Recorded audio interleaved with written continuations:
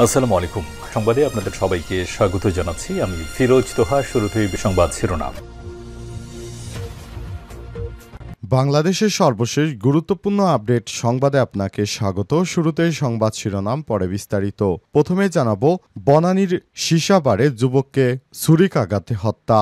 রাজধানীর বনানীতে একটি সীসাবারে কথা কাটাকাটির ঘটনাকে কেন্দ্র করে রাহাত হোসেন রাব্বি ৩১ নামে এক যুবককে ছুরিকাঘাতে হত্যা করা হয়েছে। আজ বনানীর ১১ নম্বর রোডের ১০০ নম্বর বাসা ৩৬০ ডিগ্রি সীসাবারে সিঁড়িতে এই ঘটনা ঘটে। এরপর জানাবো, মহিলা মাদ্রাসার ২ ছাত্রীর অস্বাভাবিক মৃত্যু। চাঁপাইনবাবগঞ্জের গোমস্তাপুর উপজেলার একটি মহিলা মাদ্রাসায় ২ শিক্ষার্থীর অস্বাভাবিক মৃত্যু হয়েছে আজ। উপজেলার রাধানগর ইউনিয়নের ডোবারমোড় এলাকায় শেফালি হাফেজিয়া মহিলা মাদ্রাসায় এই ঘটনা ঘটে। ২ শিশু হল বেগপুর এলাকার সৈবুর রহমানের মেয়ে জামিলা খাতুন ১০ এবং লেবুডাঙ্গা গ্রামের তরিকুল ইসলামের মেয়ে তানিয়া আক্তার নিশি ১২। এদিকে রাজশাহীতে সেনাবাহিনীর অভিযান, অস্ত্র ও বিস্ফোরক উদ্ধার। রাজশাহী মহানগরীর একটি বাড়ি থেকে অস্ত্র বিস্ফোরক তৈরির সরঞ্জাম উদ্ধার করেছে। জানা গেছে, ওই কোচিং সেন্টারের মালিক বিএনপি নেতার ছেলে। এই ঘটনায় ডক্টর ইংলিশ নামের একটি শিক্ষা প্রতিষ্ঠান ঘিরে রেখেছে সেনাবাহিনীর ৪০ ইস্ট বেঙ্গলের একটি দল। এদিকে সাদা পাথর লুটের ঘটনায় আটক ৫। সিলেটের ভোলাগঞ্জ থেকে সাদা পাথর লুটপাটের ঘটনায় ৫ জনকে আটক করেছে সেনাবাহিনী। তাদের আটক করার পর কোম্পানিগঞ্জ থানায় হস্তান্তর করা হয়েছে। ওসি উজায়ের আল মাহমুদ আদনান আমার দেশকে বিষয়টি নিশ্চিত করেছেন। এদিকে নওগাঁর আত্রাই নদীর বেড়িবাঁধ ভেঙে লোকালয়ে ঢুকছে পানি। নওগাঁর মান্দা উপজেলার কসব ইউনিয়নের তালপাতিলা এলাকায় আত্রাই নদীর বেড়িবাঁধের কয়েক সেন্টিমিটার ভেঙে লোকালয়ে পানি ঢুকছে। আজ বাঁধটি ভেঙে গেলে তালপাতিলা গ্রামের পাশাপাশি চকবালু, চকরামপুর সহ আশপাশের কয়েকটি গ্রামে পানি প্রবেশ করেতে কয়েকশো পরিবার পানিবন্দী হয়ে পড়েছে। এবং সর্বশেষ জানাবো, পাকিস্তানে খাইবার পাখতুনখোয়ায় ভয়াবহ বন্যায় ২ শতাধিক মানুষের মৃত্যু। পাকিস্তানের খাইবার পাখতুনখোয়া প্রদেশে ভয়াবহ বন্যার সৃষ্টি হয়েছে। এই বন্যা এবং পাহাড়ি ঢলের ফলে সেখানে অন্তত ২০০ মানুষের মৃত্যু হয়েছে। এই ঘটনায় পাকিস্তানে রেড অ্যালার্ট জারি করা হয়েছে। প্রিয় দর্শক, এতক্ষণ শুনছিলেন সংবাদ শিরোনাম, এবারে বিস্তারিত। তবে তার আগে বন্ধুরা, অনুরোধ থাকবে এই সংবাদটিতে একটি লাইক দিন। এই চ্যানেলে আপনি নতুন হয়ে থাকলে আমাদের সংবাদটি দেখতে দেখতে চ্যানেলটি সাবস্ক্রাইব করে রাখুন। কমেন্ট করে বন্ধুরা আপনার মূল্যবান মতামত জানিয়ে দিন আপনি বিশ্বের কোন দেশ থেকে বা বাংলাদেশের কোন স্থান থেকে আমাদের সংবাদটি দেখছেন এবং শুনছেন। আর বন্ধুরা, এই সংবাদটি আপনার সোশ্যাল মিডিয়া ফেসবুকে শেয়ার করে বন্ধুদেরও দেখার সুযোগ করে দিন। এবারে বিস্তারিত। বনানীতে সীসাবারে যুবককে ছুরিকাঘাতে হত্যা। রাজধানীর বনানীতে একটি সীসাবারে এক ব্যক্তির সঙ্গে কথা কাটাকাটির ঘটনাকে কেন্দ্র করে রাহাত হোসেন রাব্বি ৩১ নামে এক যুবককে ছুরিকাঘাতে হত্যা করা হয়েছে আজ। বনানী থানার ১১ নম্বর রোডের ১০০ নম্বর বাসা ৩৬০ ডিগ্রি সীসাবারে সিঁড়িতে এই ঘটনা ঘটে। পুলিশ ও প্রত্যক্ষদর্শী সূত্র থেকে জানা গেছে, রাহাত হোসেন রাব্বি ওই সীসাবার থেকে নামার সময় মুন্না নামের এক যুবক সহ আরও ৬ থেকে ৭ জনের সঙ্গে তার কথা কাটাকাটি হয়। এক পর্যায়ে তারা রাব্বিকে এলোপাতাড়ি মারধর করতে শুরু করে। হামলাকারীরা রাব্বিকে ধারালো চাকু দিয়ে বাম উরুতে ৩টি এবং ডান হাতের কনুইতে একটি গুরুতর জখম করে। পরে গুরুতর আহত অবস্থায় রাব্বিকে দ্রুত কুর্মিটোলা হাসপাতালে নিয়ে যাওয়া হয়। সেখানে কর্তব্যরত চিকিৎসক তাকে মৃত ঘোষণা করেন। নিহত রাব্বি মহাখালী হাজারিবাড়ির বাসিন্দা ছিলেন। ঘটনাস্থলে বনানী থানা পুলিশ রয়েছে। তারা এই হত্যার বিষয়ে বিভিন্ন তথ্য সংগ্রহ করছে বলে জানা গেছে।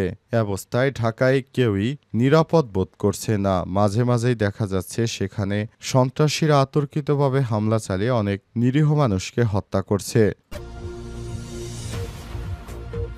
মহিলা মাদ্রাসায় ২ ছাত্রীর অস্বাভাবিক মৃত্যু।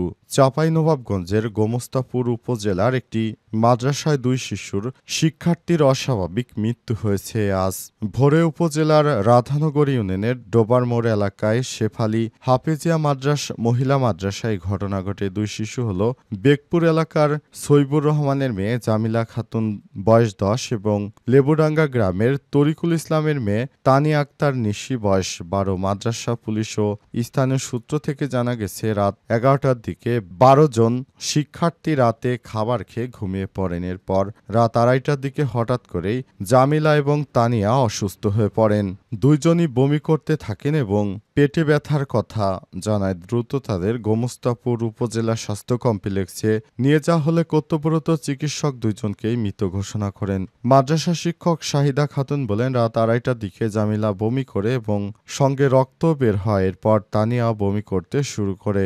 আমরা তাদের দ্রুত হাসপাতালে নিয়ে যাই। কিভাবে তাদের মৃত্যু হলো তা বুঝতে পারছি না। তিনি আরও জানান, তানিয়ার একটি হাত ফোলা ছিল, তবে তাদের দুজনের শরীরে সাপে কামড়ানোর কোনো চিহ্ন ছিল না। গোমস্তাপুর উপজেলা স্বাস্থ্য কমপ্লেক্সে জরুরি বিভাগে কর্তব্যরত চিকিৎসক আব্দুল আলিম বলেন, জামিলা খাতুন হাসপাতালে পৌঁছানোর আগেই মারা যায়, আর তানিয়া আক্তার নিশি হাসপাতালে আসার পর মারা যায়। অস্বাভাবিকভাবে তাদের মৃত্যু হয়েছে এমনটা ধারণা করা হচ্ছে। তাদের শরীরে সাপে কামড়ানোর কোনো লক্ষণ পাওয়া যায়নি। গোমস্তাপুর থানার ভারপ্রাপ্ত কর্মকর্তা ওসি ওয়াদুদ আলম বলেন, ময়নাতদন্তের জন্য মৃতদেহ দুটি ২৫০ শয্যা বিশিষ্ট চাঁপাইনবাবগঞ্জ জেলা হাসপাতালে পাঠানো হচ্ছে। ময়নাতদন্তের রিপোর্ট হাতে পেলেই জানা যাবে আসলে মূল সমস্যা কি হয়েছে।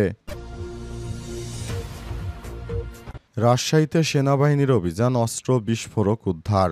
রাজশাহী মহানগরীর একটি বাড়ি থেকে অস্ত্র ও বিস্ফোরক তৈরির সরঞ্জাম উদ্ধারের পর আওয়ামী লীগ নেতা সাবেক মেয়র এএইচএম খায়রুজ্জামান লিটনের পৈতৃক বাড়ির পাশে ডক্টর ইংলিশ নামের একটি প্রতিষ্ঠান ঘিরে রেখেছে সেনাবাহিনী ৪০ ইস্ট বেঙ্গল রেজিমেন্টের একটি দল। জানা গেছে, এই কোচিং সেন্টারটি এক বিএনপি নেতার ছেলের। সেনাবাহিনী সূত্র থেকে জানা গেছে, আজ ডক্টরস ইংলিশ নামের ওই প্রতিষ্ঠানে অভিযান চালিয়ে দুটি বিদেশি এয়ারগান, একটি রিভলভার শটিক কর্টিস এয়ারগান, সীসা ৩ বক, ম্যাগনেট একটি, দেশীয় অস্ত্র ৬টি, জিপিএস ট্র্যাকার একটি, ওয়াকিটকি ৪টি, ট্রেজার গান একটি, সিম কার্ড ১০ পিস, বাইনোকুলার একটি, বিস্ফোরক তৈরির সরঞ্জাম, পাসপোর্ট, এনআইডি, মনিটর, ছুরি, কম্পিউটার ৩টি, স্ক্যানার ৩টি, মদের বোতল ৩৫টি উদ্ধার করা হয়েছে। তবে এখন পর্যন্ত ইস্ট ৪০ বেঙ্গলের কোনো কর্মকর্তা আনুষ্ঠানিকভাবে এ বিষয়ে কিছু বলেনি। রাজশাহী মহানগর পুলিশের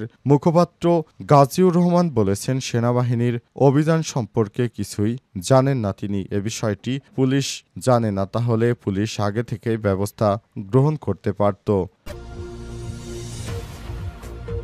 সাদা পাথর লুটের ঘটনায় আটক ৫। সিলেটের ভোলাগঞ্জ থেকে সাদা পাথর লুটের ঘটনায় ৫ জনকে আটক করেছে পুলিশ। রাতে তাদের আটক করা হয়। আজ কোম্পানিগঞ্জ থানার ওসি উজায়ের আল মাহমুদ আদনান আমার দেশকে তথ্যটি নিশ্চিত করেছে। গতরাতে এই ঘটনায় অজ্ঞাতনামা ২,০০০ জনকে আসামি করে মামলা দায়ের করা হয়। খনিজ সম্পদ উন্নয়ন ব্যুরোর মহাপরিচালক মোহাম্মদ আনারুল হাবিব বাদী হয়ে এই মামলা দায়ের করেছেন। মামলার এজাহারে বলা হয়েছে, কিছু দুষ্কৃতকারী গত বছর ৫ আগস্টের পর থেকে গেজেটভুক্ত ভোলাগঞ্জ পাথর কোয়ারি থেকে অবৈধ এবং অনুমোদিতভাবে কোটি কোটি টাকার পাথর লুটপাট করেছে। যারা এই ঘটনায় জড়িত তাদের পরিচয় শনাক্ত করা যায়নি। এছাড়া আরও বলা হয়েছে, সরকারি গেজেটভুক্ত কোয়ারি থেকে এই ধরনের লুট বা চুরি খনিজ সম্পদ নিয়ন্ত্রণ উন্নয়ন আইন ১৯৯২ ধারা ৪/২ ইও এবং খনি ও খনিজ সম্পদ বিধি ২০১২ এর বিধি ৯৩/১ এর সুস্পষ্ট লঙ্ঘন। এছাড়াও দণ্ডবিধি ১৮৬০ এর ৩৭৯ এবং ৪৩১ ধারায় অপরাধ সংগঠিত হয়েছে। এই ধরনের অপরাধ কোনোভাবেই গ্রহণযোগ্য নয়। এই ধরনের অপরাধ বিশেষ করে একটি রাজনৈতিক শ্রেণীর সন্ত্রাসীরা ঘটিয়েছে। তাদেরকে আটক করার চেষ্টা চালানো হচ্ছে বলে এমনটা জানানো হয়েছে। তবে সেসব রাজনৈতিক নেতৃবৃন্দরা মূলত একটি বিশেষ বড় দলের রাজনীতির সঙ্গে যুক্ত। এ কারণে প্রশাসনের পক্ষ থেকে তাদের বিরুদ্ধে আসলে কোনো কিছুই করা সম্ভব হচ্ছে না।